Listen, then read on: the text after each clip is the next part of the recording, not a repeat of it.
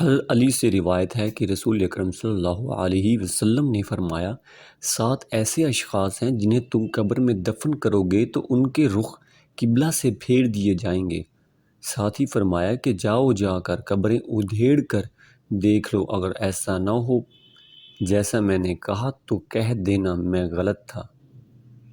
عرض کی حضور اکرم صلی اللہ علیہ وسلم، یہ کون لوگ ہیں جن کے رخ قبلہ سے پھیر دیے جائیں گے؟ حضور اکرم صلی اللہ علیہ وسلم نے ارشاد فرمایا، پہلا شارب الخمر یعنی شراب پینے والا، شراب پلانے والا، شراب بیچنے والا، شراب خریدنے والا، شراب کو منتقل کرنے والا، ان سب پر اللہ کے رسول صلی اللہ علیہ وسلم نے لعنت بھیجی ہے۔ ایک روایت میں آتا ہے، شراب پینے والا بت پوجنے والے کی طرح ہے، شرابی جب مرتا ہے اسے مرتے وقت کلمہ نصیب نہیں ہوتا۔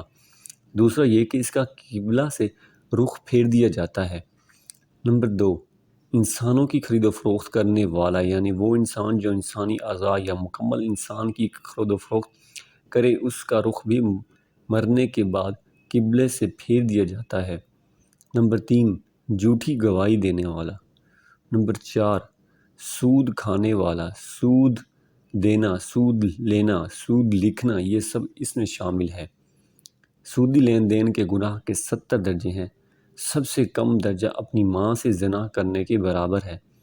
ایسا شخص جو سودی لین دین کرتا ہے، موت کے بعد قبر میں اس کا رخ قبلہ سے پھیر دیا جائے گا۔ نمبر 5، کسی کی فوتگی پر نوحے کرنے والی عورت۔ آنکھوں کا غم اور دل کا غم اللہ کی طرف سے ہے، لیکن ہاتھوں اور زبان کا غم شیطان کی طرف سے ہے۔ ایک روایت میں آتا ہے، جس نے گریبان نوچے، اپنے منہ پر تھپڑ مارے اور جاہلوں جیسی باتیں کی، اس سے ہمارا کوئی تعلق نہیں ہے۔ اس لیے جب دل غم زدہ ہو، آنکھوں سے روئیں، اس سے شریعت نے منع نہیں کیا، لیکن واویلا کرنا، الٹی سیدھی باتیں بک بک کرنا، یہ کفریہ کلمات ہیں۔ اسی لیے فرمایا، نوحے کرنے والی عورت جب قبر میں دفن ہوگی تو اس کا رخ بھی قبلہ سے پھیر دیا جائے گا۔ نمبر 6، جو شخص ذخیرہ اندوزی کرتا ہے۔ ذخیرہ اندوزی انسانوں کی خوراک اور جانوروں کے چارے وغیرہ کو کہتے ہیں۔ شریعت نے اس سے منع فرمایا ہے۔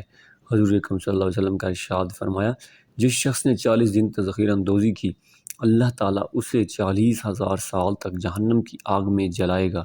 تو ایسے افراد جو ذخیرہ اندوزی کرتے ہیں، ان کے رخ بھی قبر میں قبلہ سے پھیر دیے جائیں گے۔ نمبر 7، جو شخص نماز تو پڑھتا ہے مگر جماعت سے نہیں پڑھتا۔